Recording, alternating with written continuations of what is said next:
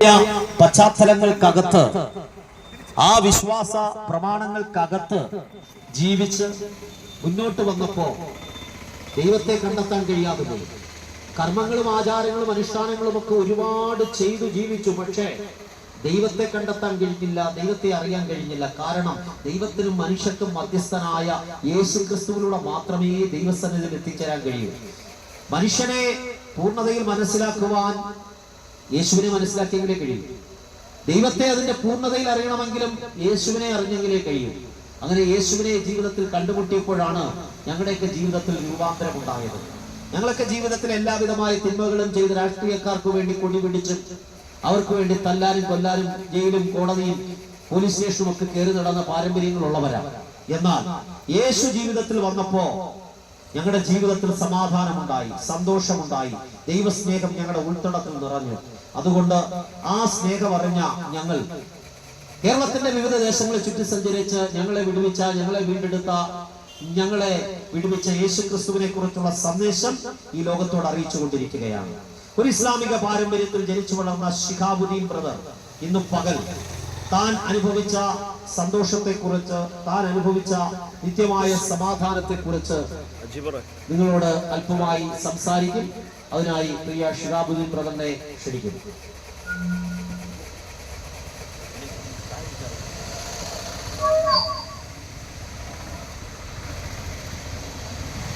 ദൈവത്തിന്റെ ധന്യനാമം മഹത്വപ്പെടുമാറാകട്ടെ.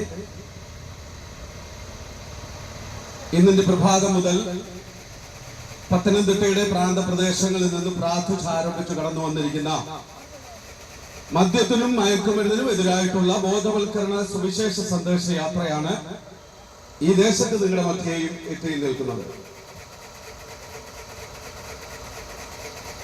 നാം ഒന്ന് ശ്രദ്ധിച്ചാൽ നമുക്ക് മനസ്സിലാക്കുവാൻ കഴിയും, ഇത്രത്തോളം ധാർമ്മികമായി അധപ്പതിച്ച ഒരു കാലഘട്ടം മുമ്പ് ഉണ്ടായിട്ടില്ല എന്ന് വ്യക്തമായിട്ട് നമുക്ക് മനസ്സിലാക്കുവാൻ കഴിയും. എവിടെയും കൊലപാതകങ്ങളും അക്രമങ്ങളും അരാജകത്വങ്ങളും അസമാധാനങ്ങളും കൊണ്ട് നടമാടിക്കൊണ്ടിരിക്കുന്ന ഒരു കാലഘട്ടത്തിലൂടെയാണ് ഞാനും നിങ്ങളും നമ്മുടെ തലമുറകളും ഒക്കെ ഇന്ന് ജീവിച്ചു കൊണ്ടിരിക്കുന്നത് എന്ന് വ്യക്തമായിട്ട് ഞങ്ങൾ നിങ്ങളെ ഓർമ്മിപ്പിക്കുവാൻ താല്പര്യപ്പെടുകയാണ്. എവിടെയും സമാധാനമില്ല. ഏത് ഭവനത്തിനകത്തുള്ളങ്ങളും ദുഃഖം തളം കെട്ടി നിൽക്കുന്ന ഒരവസ്ഥ. വെച്ചുണ്ടാക്കി ആഹാരം കഴിച്ചിട്ട് ഒരു രാത്രിക്കാലം സുഖമായി ഉറങ്ങുവാൻ കഴിയാതെ ഭാരപ്പെടുന്ന, ദുഃഖത്തിലായിരിക്കുന്ന എത്രയോ പേരെ നമ്മുടെ സമീപ പ്രദേശങ്ങളിൽ നമുക്ക് കാണുവാൻ കഴിയും. രാവിലെ മുതൽ അധ്വാനിച്ചിട്ട് വൈകുന്നേരം കയ്യിൽ കിട്ടുന്ന കാശുകൊണ്ട് ബിവറേജിലും കള്ള് ഷാപ്പുകളിലും ഒക്കെ കയറി നടന്ന് മദ്യം വാങ്ങി സേവിച്ചിട്ട് അതിന്റെ ഹാങ് ഓവറിൽ ഭവനത്തിലേക്ക് കടന്നു വരുന്ന പ്രിയപ്പെട്ടവൻ സ്വന്തം രക്തത്തിൽ ജനിച്ച കുഞ്ഞുങ്ങളെ പോലും സ്വസ്ഥമായി ഉറങ്ങുവാൻ അനുവദിക്കാതെ, അന്നുണ്ടാക്കിയ ആഹാരം പോലും കഴിക്കുവാൻ അനുവദിക്കാതെ സ്വസ്ഥത നഷ്ടപ്പെടുത്തിക്കൊണ്ട്, ഉറക്കം കെടുത്തിക്കൊണ്ട് ജീവിച്ചു കൊണ്ടിരിക്കുന്ന ഒരു കാലഘട്ടമാണ് ഇന്ന് നാം നമ്മുടെ മുന്നിൽ കണ്ടുകൊണ്ടിരിക്കുന്നത്. ഞാനൊരു കഥ ഇങ്ങനെ വായിച്ചിട്ടുണ്ട്. പാലസ്തീനിൽ ഒരു വ്യക്തി ഇങ്ങനെ ഒരു കഥ എഴുതുവാനിടയായി തീർന്നു. അത് ഇപ്രകാരമാണ്: ദൈവം ഒരു മുന്തിരിവള്ളി നട്ടു.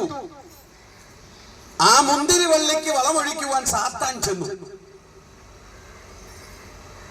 ദൈവം നട്ട മുന്തിരിവള്ളിക്ക് പിശാച് വളമൊഴിച്ചു.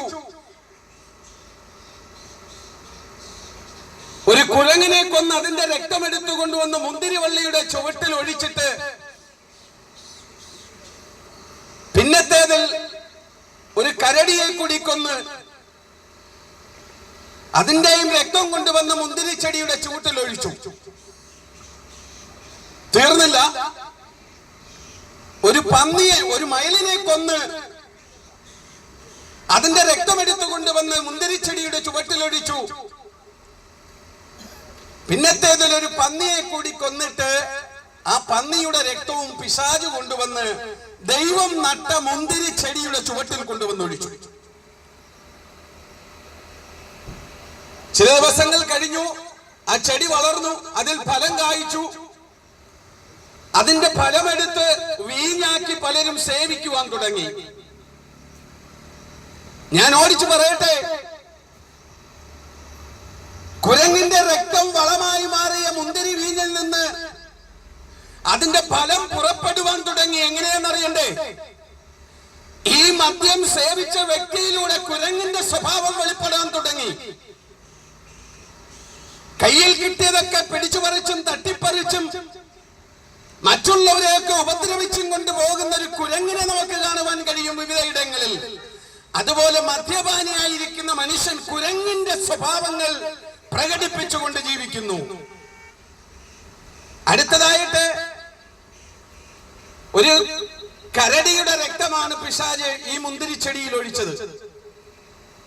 കുരങ്ങിന്റെ സ്വഭാവങ്ങൾ, ചേഷ്ടകൾ കാഴ്ചവെച്ചിട്ടവൻ മദ്യപാനിയായിരിക്കുന്ന മനുഷ്യൻ കരടിയുടെ സ്വഭാവത്തിലേക്ക് രൂപാന്തരം പ്രാപിക്കുന്നു. തീർന്നില്ല, മൂന്നാമതും മയിലിന്റെ രക്തം കൂടി കൊണ്ടുവന്ന് പിശാച് മുന്തിരിച്ചെടിയുടെ ചുവട്ടിൽ ഒഴിച്ചപ്പോൾ ആ മുന്തിരിയിൽ നിന്ന് പുറപ്പെടുന്ന ഫലത്തിന്റെ പ്രതികരണം മദ്യമുള്ളിൽ ചെന്ന് കഴിഞ്ഞാൽ പിന്നെ മയിലിനെ പോലെ നൃത്തം ചെയ്യുക എന്നുള്ളതാണ് ഒരു മദ്യപാനിയെ സംബന്ധിച്ചിടത്തോളം ഇവിടെ നമുക്ക് കാണുവാൻ കഴിയുന്നത്.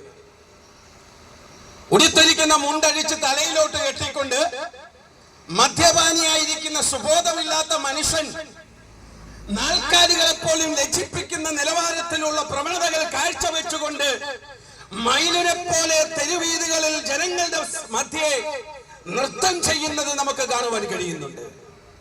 ഇതെല്ലാം കഴിയുമ്പോൾ അടുത്തത് പിശാച് ചെയ്ത പദ്ധതി എന്ന് പറയുന്നത് ഒരു പന്നിയെ കൂടി കൊന്നിട്ട് അതിന്റെ രക്തവും കൊണ്ടുവന്ന് മുന്തിരിച്ചെടിയുടെ ചുവട്ടിൽ ഒഴിച്ചു. മുന്തിരിച്ചെടി വളർന്നു, അതിന്റെ ഫലമെടുത്തു. ആ ഫലത്തിൽ നിന്ന് പുറത്തു വന്നത് മദ്യം സേവിക്കുന്ന മനുഷ്യൻ കുരങ്ങിനെ പോലെ പ്രവർത്തിച്ചിട്ട്, കരടിയെ പോലെ പ്രവർത്തിച്ചിട്ട്, മയിലിനെ പോലെ നൃത്തം ചെയ്തിട്ട്, പന്നിയെ പോലെ കാണുന്ന ചേറ്റിലും കാണുന്ന അരിക്കലിലും ഒക്കെ വീടുകളിൽ ഉരുണ്ട് ഭവനത്തിലേക്ക് വന്ന് കയറുന്ന കാഴ്ചയാ പിന്നെ നമുക്ക് കാണുവാൻ കഴിയുന്നത്. പന്നിയുടെ സ്വഭാവം എന്താണ്? അഴുക്കിൽ ഉരുളുക എന്നുള്ളതാണ്. മദ്യപാനം ചെയ്തിരിക്കുന്ന മനുഷ്യന്റെ സുബോധം നഷ്ടപ്പെട്ട അവസ്ഥയിൽ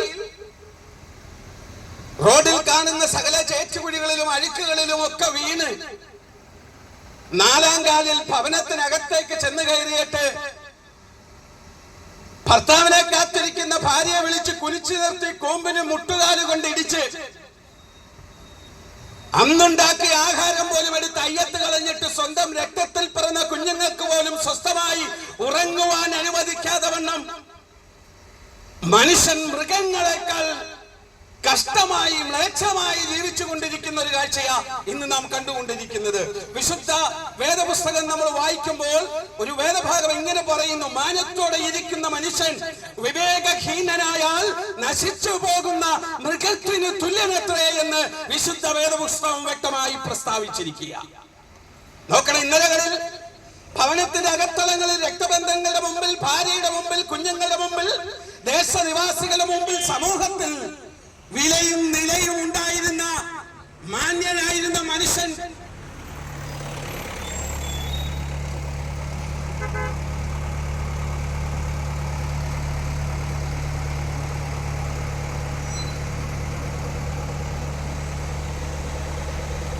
മദ്യം കഴിച്ചു കഴിഞ്ഞപ്പോൾ അവന് സമൂഹത്തിൽ ഉണ്ടായിരുന്ന സകല മതിപ്പും ഇല്ലാതെയായി. അവന്റെ ജീവിതത്തിലൂടെ വെളിപ്പെട്ടു വന്ന ഫലം കാരണം, അവന്റെ പ്രവൃത്തിയിലൂടെ, അവന്റെ സംസാരത്തിലൂടെ, അവന്റെ ജീവിതചര്യയിലൂടെ വെളിപ്പെട്ടു വന്ന ആ ഫലം കാരണം ആ മാനത്തോടെ ഇരുന്ന മനുഷ്യൻ മൃഗങ്ങളെക്കാൾ ഹീനനായി മാറുന്ന ഒരു കാഴ്ചയാണെന്നും നമുക്ക് കാണുവാൻ കഴിയുന്നത്. പ്രിയമുള്ളവരെ, ഇതൊക്കെ എന്തുകൊണ്ട് സംഭവിക്കുന്നു? എവിടെയും അസമാധാനമല്ലേ? എങ്ങും സ്വസ്ഥതയില്ലാത്ത അവസ്ഥയല്ലേ? ഒരു മനുഷ്യനും സമാധാനമില്ല. ഒരു ഭവനത്തിന്റെ അകത്തളങ്ങളിലും സമാധാനമില്ല മനുഷ്യന്. കാരണം എന്താണെന്നറിയാമോ? മദ്യവും മയക്കുമരുന്നുമൊക്കെ മനുഷ്യന്റെ ജീവിതത്തെ കീഴടക്കിക്കൊണ്ടിരിക്കുന്നു എന്നുള്ളതാണ് വ്യക്തമായ കാര്യം. വിശുദ്ധ തിരുവഴുത്തിൽ ഇങ്ങനെ പ്രസ്താവിച്ചിരിക്കുന്നു, മദ്യപാനി ഒരിക്കലും സ്വർഗരാജ്യം അവകാശമാക്കുകയില്ല. മദ്യം സേവിക്കുന്ന ഒരു മനുഷ്യൻ ഒരിക്കലും സ്വർഗരാജ്യത്തിലേക്ക് പ്രവേശിക്കാൻ കഴിയുകയില്ല എന്ന് വിശുദ്ധ തിരുവഴുത്തിൽ വ്യക്തമായി പ്രസ്താവിച്ചിരിക്കുക. അങ്ങനെയാണെങ്കിൽ ഇന്ന് പ്രഭാതത്തിൽ ഞങ്ങളെ ശ്രദ്ധിച്ചുകൊണ്ടിരിക്കുന്ന മാന്യ സഹോദരങ്ങളെ, നിങ്ങൾ ഒരുപക്ഷെ മദ്യം ഉപയോഗിക്കുന്ന വ്യക്തിയായിരിക്കാം, മയക്കുമരുന്നിന് അടിമയായിരിക്കാം, വേണ്ട എന്ന് ആഗ്രഹിച്ചിട്ടും ചെയ്യരുതെന്ന് ആഗ്രഹിച്ചിട്ടും ആ മദ്യത്തിൽ നിന്നും മയക്കുമരുന്നിൽ നിന്നും പുറത്തു വരുവാൻ കഴിയാതെ ഒരുപക്ഷെ നിങ്ങൾ അതിന്റെ അടിമത്തത്തിൻ കീഴിൽ ജീവിക്കുന്ന ഒരു വ്യക്തിയാണെങ്കിൽ ഇന്ന് പകൽക്കാലവും ഞങ്ങൾ നിങ്ങളോട് വിളിച്ചു പറയുന്നു, മദ്യപാനി ഒരിക്കലും സ്വർഗരാജ്യം അവകാശമാക്കത്തില്ല. മദ്യപാനി ഒരിക്കലും സ്വർഗരാജ്യം അവകാശമാക്കുകയില്ല. മദ്യപിച്ച് മനോനില നഷ്ടപ്പെട്ട് സുബോധമില്ലാത്തവനായി കിടക്കുന്ന ഒരു വ്യക്തിയോട് ചോദിച്ചാൽ ആ വ്യക്തി പറയും, ചേട്ടാ, അല്പം സമാധാനം കിട്ടുന്നതിന് വേണ്ടിയാണ് ഞാൻ മദ്യപിക്കുന്നത്. എവിടെ ചെന്നാലും പ്രശ്നങ്ങളാ, ജീവിതത്തിന്റെ മുമ്പിൽ വരുന്ന പ്രതികൂലങ്ങൾ കണ്ടിട്ട് മനം തകർന്ന് നിരാശപ്പെട്ട് ഭയപ്പെട്ട് ജീവിതം പോലും നഷ്ടപ്പെടുത്തി കളയുവാൻ വേണ്ടി ചിന്തിക്കുന്ന പ്രിയപ്പെട്ടവരോട് ചോദിച്ചാൽ പറയും, അല്പ സ്വസ്ഥതയ്ക്ക് വേണ്ടിയാണ്, അല്പ സമാധാനത്തിന് വേണ്ടിയാണ് ഞങ്ങൾ മദ്യപിക്കുന്നതും മയക്കുമരുന്ന് ഉപയോഗിക്കുന്നതും എന്ന് വ്യക്തമായി പറയുവാൻ കഴിയും. ഭവനത്തിനകത്ത് കയറി ചെന്നാൽ ഒരു സ്വസ്ഥത ലഭിക്കുന്നില്ല, പുറത്തിറങ്ങിയാൽ സ്വസ്ഥതയില്ല. ഈ കാലഘട്ടത്തിൽ മനുഷ്യന് ആവശ്യമായതൊന്നും വാങ്ങുവാൻ കഴിയാതെ പ്രതിസന്ധികളുടെ നടുവിലൂടെ പോകുന്ന മനുഷ്യൻ മറ്റുള്ളവരുടെ മുമ്പിൽ ഒരു നികൃഷ്ട ജീവിയെ പോലെ മാറിക്കൊണ്ടിരിക്കുന്ന കാഴ്ചയാ ഇന്ന് നമുക്ക് കാണാൻ കഴിയുന്നത്. പ്രിയമുള്ളവരെ, ഞങ്ങൾ നിങ്ങളോട് പറയുന്നു, മദ്യപാനം ഒരിക്കലും ഒരു മനുഷ്യന് സമാധാനം നൽകുകയില്ല. മയക്കുമരുന്ന് ഉപയോഗിച്ചാൽ ഒരിക്കലും ഒരു മനുഷ്യന് സമാധാനം ലഭിക്കുകയില്ല. ഞങ്ങൾ ഇന്ന് പകൽക്കാലം നിങ്ങളോട് വിളിച്ചു പറയുന്ന യേശു ക്രിസ്തു എന്ന രക്ഷിതാവിന്റെ നാമത്തെയാ. ആ യേശുവിനെ നിങ്ങൾ അറിയുവാൻ തയ്യാറാണെങ്കിൽ, ആ യേശുവിൽ നിങ്ങൾ വിശ്വസിക്കുവാൻ തയ്യാറാണെങ്കിൽ, ഞങ്ങൾ അനുഭവിക്കുന്ന സമാധാനം, ഞങ്ങൾ അനുഭവിക്കുന്ന സന്തോഷം, ഞങ്ങൾ അനുഭവിക്കുന്ന ജീവിതത്തിന്റെ സകല നന്മകളും നിങ്ങളിലും വന്നു ചേരുമെന്നാണ് ഈ പ്രഭാതത്തിൽ ഞങ്ങൾക്ക് നിങ്ങളോട് വിളിച്ചു പറയുവാനുള്ളത്. ഇത് വിളിച്ചു പറയുന്ന എന്റെ പേര് ഷിഹാബുദ്ദീൻ എന്ന മുസ്ലിം കുടുംബത്തിൽ ബാപ്പയുടെയും ഉമ്മയുടെയും 3 മക്കളിൽ രണ്ടാമത്തവനായി ജനിച്ചു വളർത്തപ്പെട്ടു. ഇസ്ലാമത വിശ്വാസം അനുസരിച്ച് ജീവിച്ചിരുന്ന ഷിഹാബുദ്ദീന്റെ ജീവിതത്തിൽ അസ്വസ്ഥതകളും അസമാധാനങ്ങളും നടമാടിയപ്പോൾ, പാർട്ടിക്കാരുടെ ചട്ടുകമായി മാറിയപ്പോൾ, ഒരു രാത്രികാലം ഒന്ന് ഉറങ്ങുവാൻ കഴിയാതെ വടിവാളുകൾ കട്ടിലിനടിയിൽ നിരത്തി വെച്ചിട്ട് കിടന്നുറങ്ങിയിരുന്ന ഒരു ഭൂതകാലം ഈ ഷിഹാബുദ്ദീനുണ്ട്. വടിവാളും കൊണ്ട് കോളേജിനുള്ളിൽ കയറി ചെന്ന് മറ്റുള്ളവരെ വെട്ടിക്കൊലപ്പെടുത്തുവാൻ വേണ്ടി കടന്നുപോയ ഒരു ഭൂതകാലം എന്റെ ജീവിതത്തിലുണ്ട്. മദ്യപാനം കൊണ്ട് ജീവിച്ചിരുന്ന ഒരു വ്യക്തിയായിരുന്നു ഞാനും. പക്ഷേ എന്നെ യേശു എന്ന രക്ഷിതാവിന്റെ സ്നേഹം തേടി വന്നപ്പോൾ ഒരു മനുഷ്യ സ്നേഹിയാക്കി മാറ്റി, യേശുവിന്റെ സുവിശേഷത്തിന്റെ വക്താവാക്കി മാറ്റി എന്നെ ഇന്നും ദൈവം നിർത്തിയിരിക്കുന്നുവെങ്കിൽ ആ ദൈവം ഇന്ന് ജീവിക്കുന്ന ദൈവമാണെന്ന് ഈ ദേശനിവാസികളോട് ഞങ്ങൾ വിളിച്ചു പറയാൻ താല്പര്യപ്പെടുകയാണ്. ഇത് ഞങ്ങൾ വിളിച്ചു പറയുമ്പോൾ ഒരുപക്ഷെ നിങ്ങൾ ചിന്തിക്കും, ഒരുപക്ഷെ നിങ്ങൾ പറഞ്ഞെന്ന് വരും, യേശു ക്രിസ്തു ക്രിസ്ത്യാനികളുടെ മാത്രം ദൈവമാണ്, യേശു ക്രിസ്തു വന്നത് ക്രിസ്ത്യാനികളെ രക്ഷിക്കാൻ വേണ്ടിയാണെന്നൊക്കെ ഒരുപക്ഷെ നിങ്ങൾ പറഞ്ഞെന്നിരിക്കും.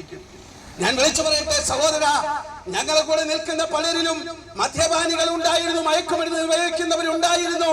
ഞങ്ങളുടെ കൂടെ നിൽക്കുന്നവരിൽ പലരും ഹിന്ദുക്കളായിരുന്നു, മുസൽമാനായിരുന്നു. പക്ഷേ അവരെയൊക്കെ യേശുവിന്റെ സ്നേഹം കടന്നു ചെന്നപ്പോൾ അവരുടെ പ്രശ്നങ്ങൾക്ക് പരിഹാരം കാണുവാനും യേശുവിൽ സമാധാനം കണ്ടെത്തുവാനും ആ പ്രിയപ്പെട്ടവർക്കൊക്കെ കഴിഞ്ഞതുകൊണ്ടാ ഞങ്ങൾ ഇന്ന് പകലിലും ഈ ദൈവത്തിന്റെ രക്ഷയുടെ സന്ദേശവുമായി ഈ ദേശത്തും കടന്നു വരുവാനിടയായി തീർന്നത്. നോക്കിയേ, ഞങ്ങൾ പാപികളല്ല എന്ന് പറയുന്ന പലരെയും ഞങ്ങൾ കണ്ടിട്ടുണ്ട്. പാപിയായിരിക്കുന്ന മനുഷ്യൻ ഒരിക്കലും സ്വർഗരാജ്യം അവകാശമാക്കുവാൻ കഴിയുകയില്ല. ഞങ്ങൾ പാപികളല്ല എന്ന് പറയുന്നവരാണ് നിങ്ങളെങ്കിൽ വിശുദ്ധ തിരുവെഴുത്തിനോട് ചേർന്ന് ഞങ്ങൾ വിളിച്ചു പറയുന്നു, സകല മനുഷ്യരും പാപികളാണ്, സകല മനുഷ്യരും പാപികളാണ്. ദൈവം തന്റെ സാദൃശ്യത്തിൽ ആദമിനെ സൃഷ്ടിച്ചു. ആദമിനോടും ഹവയോടും ദൈവം ഇങ്ങനെ പറഞ്ഞു, നന്മതിന്മകളെ കുറിച്ചുള്ള വൃക്ഷത്തിന്റെ ഫലം നിങ്ങൾ ഭക്ഷിക്കരുത്, ഭക്ഷിക്കുന്ന നാളിൽ നിങ്ങൾക്ക് മരണം സംഭവിക്കുമെന്ന് ദൈവം വ്യക്തമായി ആദ്യ മനുഷ്യനോട് പറയുവാനിടയായി തീർന്നു. ദൈവം ഇത് പറഞ്ഞിട്ട് ദൈവം പോയി. അടുത്ത സമയം തന്നെ സാത്താൻ അവിടെ പ്രവേശിച്ചു. പിശാച് കടന്നു എന്നിട്ട് ചോദിച്ചു, അല്ല, വാസ്തവമായി ഈ വൃക്ഷത്തിന്റെ ഫലം കഴിക്കരുതെന്ന് ദൈവം നിങ്ങളോട് കൽപ്പിച്ചിട്ടുണ്ടോ? ഹവ്വ അമ്മച്ചി പറഞ്ഞു, തിന്നരുതെന്ന് മാത്രമല്ല തൊടരുതെന്ന് വരെ പറഞ്ഞിട്ടുണ്ട്. കണ്ടോ, തൊടരുതെന്ന് വരെ ദൈവം കൽപ്പിച്ചിട്ടുണ്ട് എന്ന് ഹവ്വ പിശാചിനോട് പറയുവാനിടയായി തീർന്നു.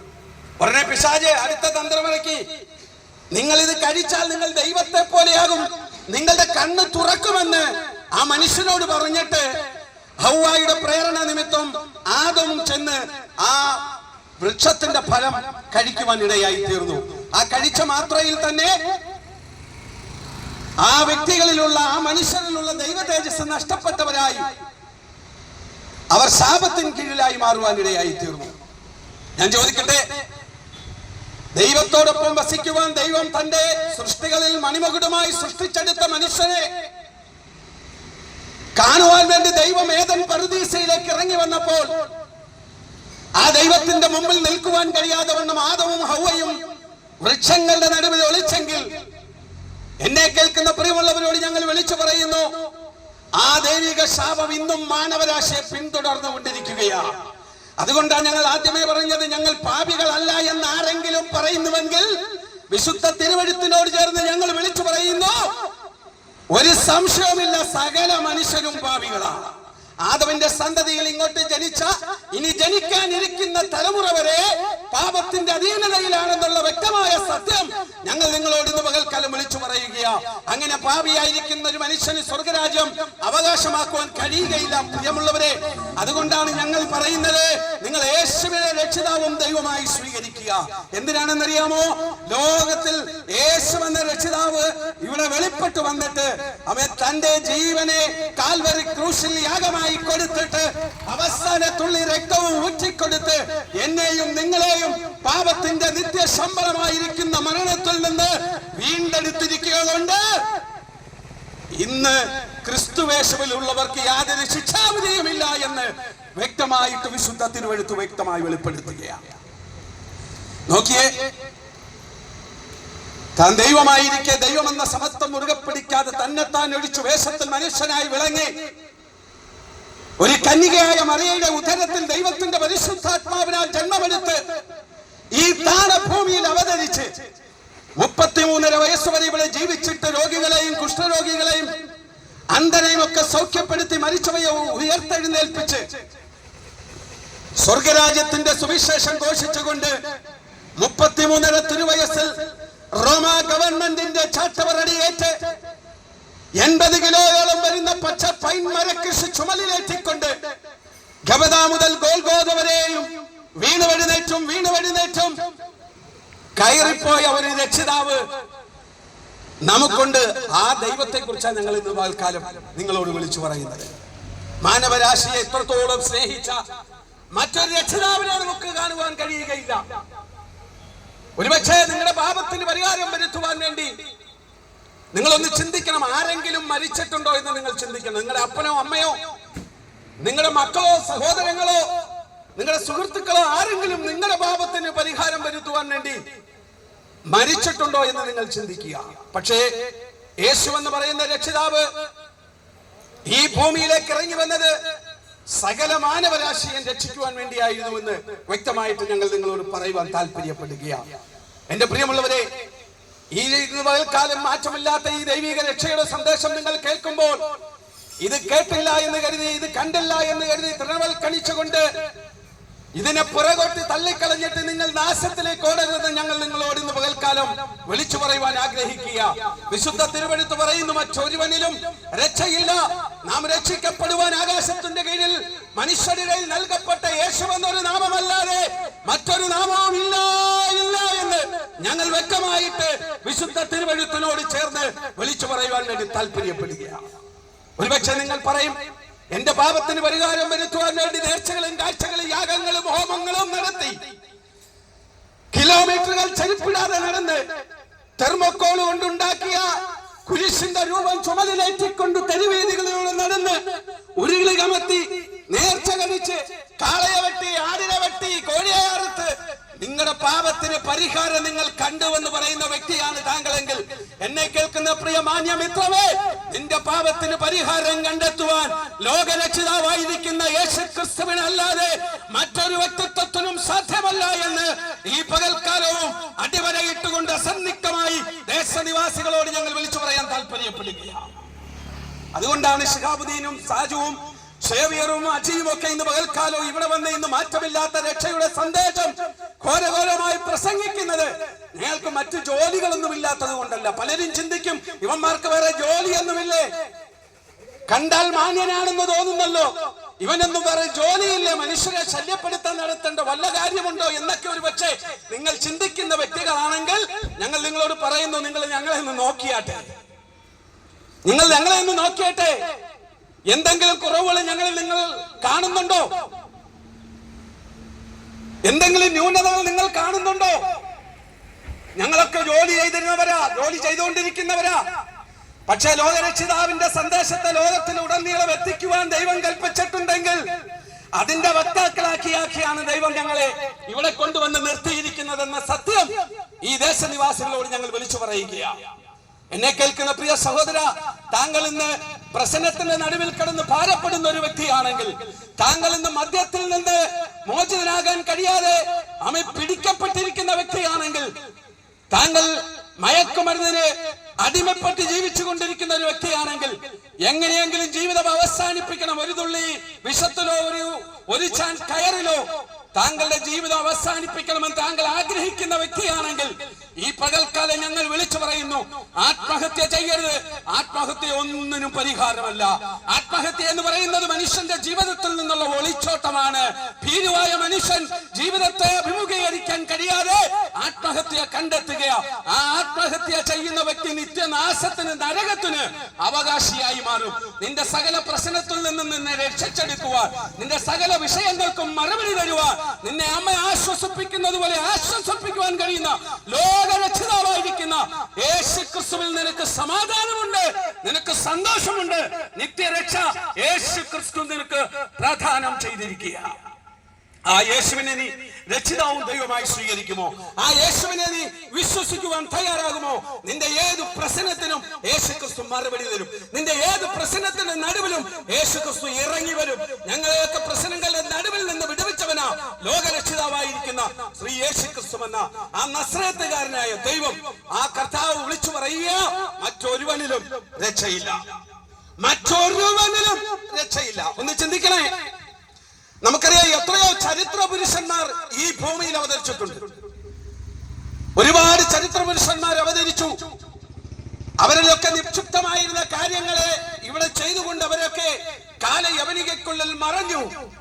എന്നാൽ ഞങ്ങൾ ഇന്ന് പകൽക്കാല ദേശനിവാസികളോട് വിളിച്ചറിയിക്കുന്ന ലോകത്തിന്റെ രക്ഷിതാവായിരിക്കുന്ന ശ്രീ യേശുക്രിസ്തു ഈ ഭൂമിയിൽ അവതരിച്ചു. 33 വയസ്സ് വരെ ഇവിടെ ജീവിച്ചിട്ട് പിശാചിനോ മനുഷ്യനോ ഒരു ന്യൂനതയും കണ്ടെത്തുവാൻ കഴിയാതെ പാപം ലേവലേശം തീണ്ടാത്തവനായി പരിശുദ്ധനായി ജീവിച്ചവൻ ലോകമാനവരാശിക്ക് പാപത്തിന് പരിഹാരം വരുത്തിക്കൊണ്ട് കാൽവറിയുടെ കൊലക്കളത്തിൽ യാഗമായി മാറി ഇന്ന് ഉയർത്തെഴുന്നേറ്റ് സ്വർഗത്തിൽ മഹിമയുടെ വലതുഭാഗത്ത് ജീവിക്കുന്ന സ്വർഗത്തിലെ രക്ഷിതാവാണെന്ന് ഞങ്ങൾ നിങ്ങളോട് പറയുവാൻ ഇന്ന് താല്പര്യപ്പെടുക. ആ ദൈവത്തെ നിങ്ങൾ രക്ഷിതാവും ദൈവമായി സ്വീകരിച്ചുകൊണ്ട് നിങ്ങളുടെ നിത്യതയെ ഉറപ്പിക്കുവാൻ ഞങ്ങൾ നിങ്ങളോട് ഇന്ന് പകൽക്കാലം ആഹ്വാനം ചെയ്യുന്നു. മറ്റൊരുത്തനിലും നമുക്ക് രക്ഷയില്ല. നോക്കിയേ, യേശു ഇവിടെ ജനിച്ച സമയം മുതൽ കാലഘട്ടത്തെ തന്നെ രണ്ടായി വിഭജിച്ചുകൊണ്ട്, AD എന്നും BC എന്നും കാലഘട്ടത്തെ വിഭജിച്ചുകൊണ്ട് ആ യേശു ക്രിസ്തു ഇന്നും ആ അജയ്യനായി യാത്ര തുടർന്നുകൊണ്ടിരിക്കുകയാണെന്ന് സത്യമായ വ്യക്തമായ ആ സത്യം ഞങ്ങൾ ദേശത്തോട് വിളിച്ചറിയിക്കുവാൻ വേണ്ടി താല്പര്യപ്പെടുകയാണ്. അതുകൊണ്ട് എന്നെ കേൾക്കുന്ന സഹോദര, താങ്കൾ മദ്യത്തിന് അടിമയാണെങ്കിൽ, മയക്കുമരുന്നിന് അടിമയാണെങ്കിൽ, താങ്കൾ പ്രശ്നത്തിന്റെ നടുവിലാണെങ്കിൽ, താങ്കൾ നേരിടുന്ന വിഷയത്തിന്റെ നടുവിൽ താങ്കൾക്ക് എവിടെ നിന്ന് ഒരു മറുപടിയും ലഭിക്കുന്നില്ല എന്ന് നിരാശപ്പെടുന്ന വ്യക്തിയാണെങ്കിൽ, ഈ പകൽക്കാലം യേശുവിനെ രക്ഷിതാവായി സ്വീകരിക്കുക. താങ്കളുടെ സകല പ്രശ്നത്തിനും മറുപടി വെളിപ്പെടും. താങ്കളുടെ സകല വിഷയങ്ങൾക്കും മറുപടി വെളിപ്പെടും. താങ്കളുടെ സകല ചോദ്യങ്ങൾക്കുള്ള മറുപടി വെളിപ്പെടും. യേശുവിന് പ്രവർത്തിക്കുവാൻ നിങ്ങളുടെ ജീവിതത്തിൽ ഒരു അവസരം കൊടുത്താട്ടെ. യേശു നിങ്ങളുടെ ഹൃദയത്തിൽ വന്നാൽ ദൈവിക സമാധാനം വ്യാപരിക്കും. യേശു നിങ്ങളുടെ ജീവിതത്തിൽ വന്നാൽ നിത്യത നിങ്ങൾക്ക് ഉറപ്പിക്കാൻ കഴിയും. യേശു നിങ്ങളുടെ ജീവിതത്തിൽ വന്നാൽ സകല പ്രശ്നങ്ങൾക്കും മറുപടി വെളിപ്പെടും. ഒരു നിമിഷം ആ യേശുവിന്റെ സന്നിധിയിൽ നിങ്ങളെ ഒന്ന് ഏൽപ്പിച്ചു കൊടുക്കുവാൻ തയ്യാറാകുമോ? ഒരു നിമിഷം ആ യേശുവിന്റെ മുമ്പിൽ നിങ്ങളെ ഒന്ന് ഏൽപ്പിച്ചു കൊടുക്കാമോ? ഞങ്ങളോടൊപ്പം നിങ്ങൾക്ക് ഇങ്ങനെയൊന്ന് പ്രാർത്ഥിക്കാമോ? യേശുവേ, ഞാനൊരു പാപിയാണ്. എന്റെ പാപത്തിന് പരിഹാരമായിട്ട് അവിടെ നിന്നേക്ക് 2024 വർഷങ്ങൾക്ക് മുമ്പേ കാൽവറിയുടെ കൊലക്കളത്തിൽ പരമയാഗമായി മാറിയ ലോകരക്ഷിതാവായ യേശു ക്രിസ്തുവാണെന്ന് ഞാൻ എന്റെ ഹൃദയം കൊണ്ട് സമ്മതിക്കുന്നു. അങ്ങയെ ഞാൻ എന്റെ ദൈവവും രക്ഷിതാവുമായി സ്വീകരിക്കുന്നു. എന്നെ ഒരു ദൈവവൈതലാക്കി മാറ്റണമേ എന്ന് ആർക്കെങ്കിലും ഇന്ന് പകൽക്കാലം പ്രാർത്ഥിക്കാൻ കഴിയുമെങ്കിൽ ലോകരക്ഷിതാവായിരിക്കുന്ന മാനവരാതിക്ക് വേണ്ടി ഉദയം ചെയ്ത യേശു എന്ന രക്ഷിതാവിന്റെ സമാധാനവും സ്നേഹവും ആ നിത്യ സന്തോഷവും നിങ്ങളുടെയും ജീവിതത്തിൽ വരുവാനിടയായി തീരുമെന്ന സത്യമായ ആ കാര്യം ഞങ്ങൾ ഇന്ന് പകൽക്കാലം ദേശനിവാസികളോട് വിളിച്ചറിയിക്കുക. എന്നെ കേൾക്കുന്ന പ്രിയമുള്ളവരെ, ഇത് ഈ ഇത്രത്തോളം ഇവിടെ വന്ന് മാറ്റമില്ലാത്ത ദൈവത്തിന്റെ രക്ഷയുടെ സന്ദേശം പ്രസ്താവിപ്പാൻ ദൈവമായ കർത്താവ് ഞങ്ങളെ ഒരുക്കുക. ആ ദൈവത്തിന്റെ വലിയ വിശ്വസ്തതയ്ക്ക് വേണ്ടി ഞങ്ങൾ ദൈവത്തിന് സ്തോത്രം കരയേറ്റുകയാണ്. ഈ നിമിഷം നിങ്ങൾ കർത്താവിനെ രക്ഷിതാവും ദൈവമായി സ്വീകരിച്ച് നിങ്ങളുടെ നിത്യത ഉറപ്പിക്കുവാൻ ഞങ്ങൾ നിങ്ങളോട് ആഹ്വാനം ചെയ്യുന്നു. മറ്റൊരുവനിലും രക്ഷയില്ല, മറ്റൊരുവനിലും രക്ഷയില്ല. ലോകരക്ഷിതാവായിരിക്കുന്ന യേശു ക്രിസ്തുവിലല്ലാതെ. വിശ്വസിക്കുമെങ്കിൽ താങ്കൾ രക്ഷിക്കപ്പെടും, ഇല്ല എങ്കിൽ നിത്യശിക്ഷാവിധിക്ക് യോഗ്യനായി മാറും. ഏത് വേണമെന്ന് താങ്കൾക്ക് തീരുമാനിക്കാം. രണ്ടും തിരഞ്ഞെടുക്കാനുള്ള സ്വാതന്ത്ര്യം താങ്കൾക്കുണ്ട്. ഏറ്റെടുക്കാൻ കഴിയുമെങ്കിൽ നിത്യപരദീസയിൽ ദൈവത്തോടൊപ്പം വസിപ്പാൻ ഇടയായി തീരും, ഇല്ല എങ്കിൽ നിത്യാഗ്നിക്ക് നാം ഇരയായി മാറുമെന്നുള്ള നഗ്നമായ സത്യം ഈ പകൽക്കാലം ഞങ്ങൾ ദേശനിവാസികളെ അറിയിക്കുകയാണ്. ഏറ്റെടുക്കാൻ കഴിയുമോ? ഏറ്റെടുത്താട്ടെ. നിങ്ങൾക്ക് വേണ്ടി ഇപ്പോൾ ദൈവഭക്തൻ പ്രാർത്ഥിക്കുന്നതായിരിക്കും. ഈ വചനങ്ങളാൽ ദൈവമായ കർത്താവ് എല്ലാവരെയും ധാരാളമായി അനുഗ്രഹിക്കുമാറാകട്ടെ. God bless you. നമുക്ക് പ്രാർത്ഥിക്കാം. പരിശുദ്ധ ദൈവമേ, കരുണയുള്ള കർത്താവേ, ഈ ദേശത്ത് കടന്നു വന്ന അങ്ങയുടെ മാറ്റമില്ലാത്ത തിരുവചനം പ്രസ്താവിപ്പാൻ അടിയങ്ങൾക്ക് അവിടുന്ന് കൃപ തന്നല്ലോ, തന്റെ ദാസനെ അതിനായി ഉപയോഗിച്ചല്ലോ. ഈ ദേശത്തിന് വേണ്ടി ഞങ്ങൾ പ്രാർത്ഥിക്കുന്നു. ദൈവവചനം കേട്ട എല്ലാ പ്രിയപ്പെട്ടവരെയും അവിടുന്ന് സന്ദർശിക്കണമേ. രോഗികളായി കഴിയുന്ന പ്രിയപ്പെട്ടവർക്ക് അവിടുന്ന് സൗഖ്യം നൽകണമേ. വേദനയിൽ കഴിയുന്ന പ്രിയപ്പെട്ടവർക്ക് അവിടുന്ന് ആശ്വാസം നൽകണമേ. ആത്മഹത്യാ പ്രവണതയിലുള്ളവരെ അതിൽ നിന്ന് വിടുവിക്കണമേ. വിവിധങ്ങളായ ലഹരി മരുന്നിന്റെ ഉപയോഗത്തിനകത്ത് തകർന്നു കിടക്കുന്നവരെ അതിൽ നിന്ന് പുറത്തു കൊണ്ടുവരണമേ. കുടുംബത്തിൽ സമാധാനമില്ലാത്ത പ്രിയപ്പെട്ടവർക്ക് വേണ്ടി ദൈവപ്രവൃത്തി അയക്കുമാറാകണമേ എന്ന് ഞങ്ങൾ പ്രാർത്ഥിക്കുന്നു. സർവ്വ യേശുക്രിസ്തുവിൽ വിശ്വസിച്ച് നിത്യരക്ഷ പ്രാപിച്ച് നിത്യജീവൻ പ്രാപിച്ച് നിത്യമായ സമാധാനം പ്രാപിച്ച് നിത്യമായ ആനന്ദം പ്രാപിച്ച് ക്രിസ്തുവിനോടുകൂടി ജീവിക്കുവാൻ ഈ വചനം കേട്ട എല്ലാ പ്രിയപ്പെട്ടവരെയും അവിടുന്ന് സഹായിക്കണമെന്ന് പ്രാർത്ഥിക്കുന്നു. ഈ ദേശനിവാസികളെ തൃക്കരങ്ങളിൽ സമർപ്പിക്കുന്നു. കർത്താവ് അവരെ അനുഗ്രഹിക്കുന്നതിനായി സ്തോത്രം. യേശു ക്രിസ്തുവിൻ നാമത്തിൽ തന്നെ ആമേൻ.